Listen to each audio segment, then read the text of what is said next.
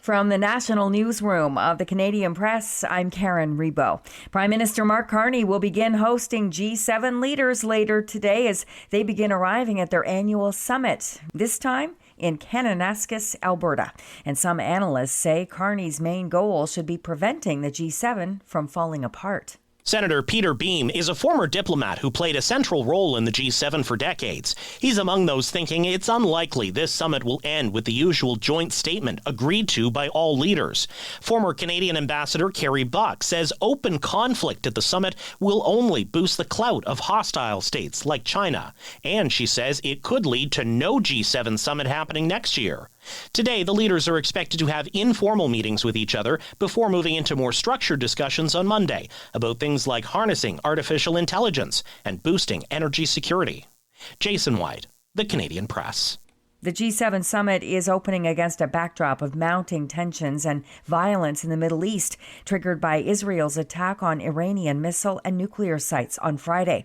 The Canadian government says travel to Israel should be avoided because of unrest in the region. Israel unleashed airstrikes across Iran for a third day today and threatened even greater force as some Iranian missiles evaded Israeli air defenses to strike buildings in the heart of the country.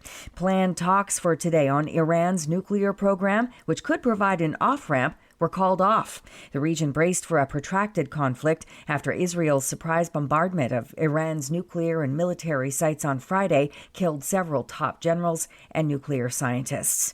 A massive military parade that U.S. President Donald Trump had wanted for years rolled through Washington, D.C. yesterday. Here's reporter Perry Russum.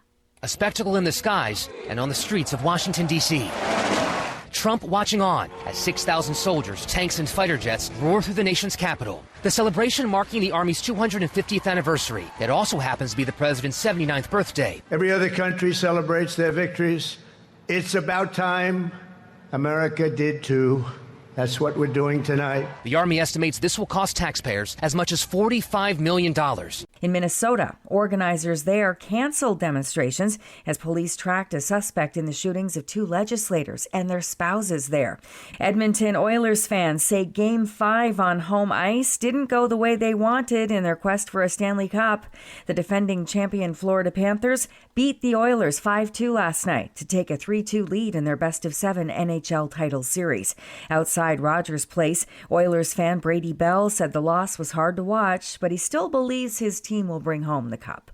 I laid it all out there. I did everything I could for this team, and it was a tough loss. So hopefully we can bounce back in Game 6. Game 6 goes Tuesday in Sunrise, Florida. This is the Canadian Press. In sports, Game 5 goes to the defending champs. The Florida Panthers skated past the Edmonton Oilers 5-2 to take a 3-2 lead Saturday night in their best-of-7 Stanley Cup final. Brad Marchand scored twice. Sam Bennett had his NHL playoff-leading 15th goal. Oilers winger Ryan Nugent-Hopkins says it was another tight checking game. They took advantage of some opportunities, and at the end of the day, we didn't, and it ends up being the difference. The Toronto Blue Jays lost their second in a row to the Philadelphia Phillies. Mercedes driver George Russell will have the pole position for the second consecutive year at today's Canadian Grand Prix in Montreal. And in golf, last week's Canadian Open runner-up, American Sam Burns, has the lead in the U.S. Open heading into today's final round at the Oakmont in Pennsylvania. Burns' 4 under gives him a one-shot lead over Adam Scott and J.J. Spahn. Top Canadian Nick Taylor of Abbotsford, B.C. is 8 shots back. From the Canadian Press, I'm Karen Rebo. Thanks for listening. Don't forget to follow and subscribe. For more of today's top stories, visit thecanadianpressnews.ca.